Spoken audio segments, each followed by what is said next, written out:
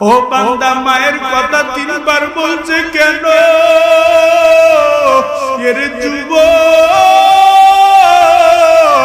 মা কেমন একটা দামি সম্পদ বান্দা জানো নাই?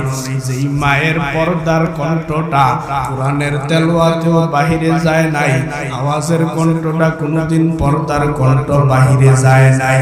ওই মা যখন তোমারে আমার দুনিয়াতে আনছে, তোমার আমার প্রসব বেদনার সময় মা দিশাহারা হইয়া এমন জোরে চিৎকার দিয়েছে, যেই মার কণ্ঠটা পর্দা দুনিয়ার কেউ শুনতে পারে না।